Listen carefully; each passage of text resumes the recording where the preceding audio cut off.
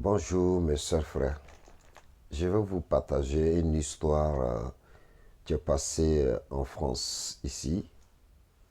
Un monsieur, un Africain, parce que nous tous on est des Africains, ben voilà, un monsieur qui vient de l'Afrique de l'Ouest. En fait, il est venu en France comme d'ailleurs nous tous, comment on est arrivé dans ces pays, les bels pays, la France, voilà. Et toujours les mêmes histoires, toujours ne finissent jamais. Chaque fois que tu attends, si ça pas dans les réseaux sociaux, c'est des amis qui te racontent.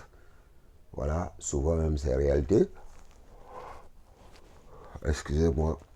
Le monsieur est venu en France à débrouiller, à travailler dans les ménages. Avant, il habitait au foyer.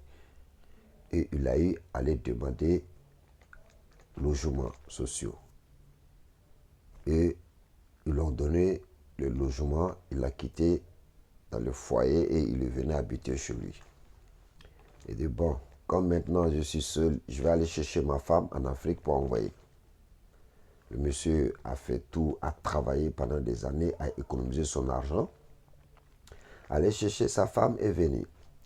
Ils vivent ensemble, tranquille, il n'y a pas de problème, le monsieur s'occupe bien de la femme, voilà. Et ils ont eu jusqu'à 4 enfants. Les 4 enfants, un beau jour, la dame se lève, elle dit oui, qu'elle veut divorce. Le monsieur lui a demandé, qu'est-ce qui se passe? Qu'est-ce que je te fais? Tout ce que je te fais, tout ce que tu veux, dis-le-moi. La dame l'a dit, tu m'as rien fait, tu t'occupes bien de moi, mais moi je veux divorce. Parce qu'ils ont 4 enfants. Alors que 4 enfants en France, allocation, si elle n'a rien eu, elle peut avoir au moins 2000. Si elle ne travaille pas, elle peut avoir 2000 ou 2500, un truc comme ça. Donc maintenant, comme elle voit qu'elle gagne cet argent, elle veut vivre seule. Voilà, pour avoir tranquillité de faire ce qu'elle veut. Donc c'est comme ça. Je me suis dit, ok, il a fait tout, il a demandé pardon. Elle dit, elle ne fait pas. Tout ce qu'elle fait, la dame, elle dit, elle ne fait pas. Donc elle-même, elle allait voir un avocat. Le monsieur, comme lui n'a rien fait, il s'approchait à rien. Donc lui, il n'a pas eu à chercher un avocat, un truc comme ça. Donc l'affaire allait au tribunal, ils ont fait divorce. Le juge l'a demandé 3 fois, est-ce que vous voulez vraiment divorcer? Il dit oui. Qu'est-ce que le monsieur vous a fait? Il ne m'a rien fait. Il vous a frappé? Non. Il ne vous donne pas à manger? Il me donne à manger. Il ne s'occupe pas des enfants? Il s'occupe des enfants. Il paye le loyer? Oui. Et vous, vous travaillez? Il dit non. Mais vous avez 4 enfants. Pourquoi vous voulez divorcer? Il dit le juge que je veux divorcer. C'est la loi. C'est vous-même qui avez fait la loi en France ici. Si quelqu'un ne veut pas son homme, il peut dire que je ne veux pas de toi et puis il s'en va. Voilà. Le juge l'a dit, ok, comme c'est nous qui avons fait la loi pour que si tu veux laisser ton homme, même si tu n'as rien fait, tu peux le laisser, c'est ton choix. C'est la France parce qu'on laisse liberté. Et on n'a pas fait ça pour qu'un homme qui est avec vous, avec des enfants, il ne vous fait pas du mal, il s'occupe de vous et que vous voulez partir. C'est pas comme ça. Normalement, si le monsieur il te frappe, il ne te donne pas à manger, allocation des enfants, il prend tout. Là, au moins, on peut dire que oui, vous avez raison. Mais là, ce monsieur, il ne fait pas ce genre de choses.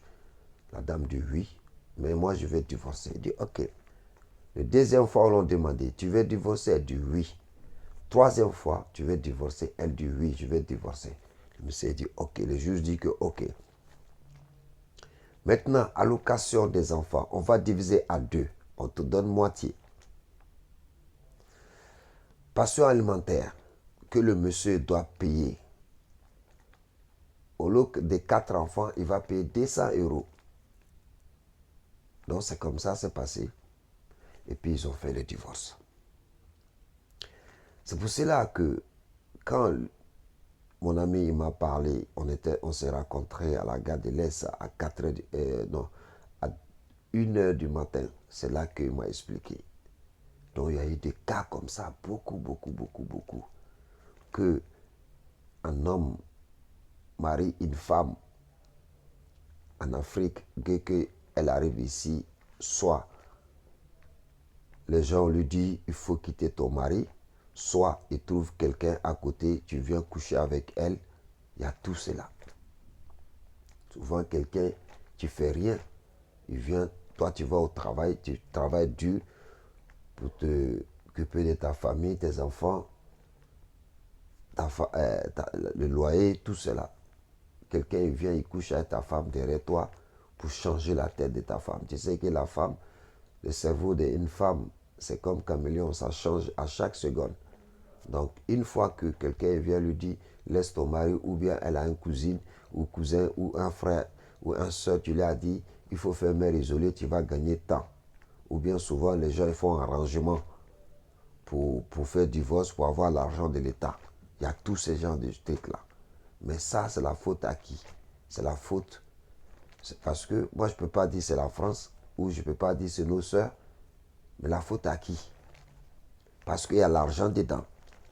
En Afrique, quand nos mamans ils sont mariés, souvent ils n'ont même pas à manger. Souvent, on nous a mis au monde, il n'y a même pas à manger. Papa, il n'a rien envoyé comme manger. Mais ils sont ses enfants, ils vivent ensemble, ils dorment ensemble tout le jour.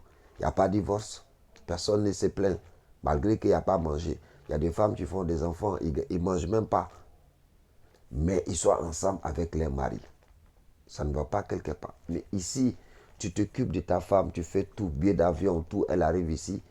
Dès qu'elle voit qu'il y a l'argent à la CAF, elle dit paf, je vais divorcer. Je vous donne la suite s'il vous plaît.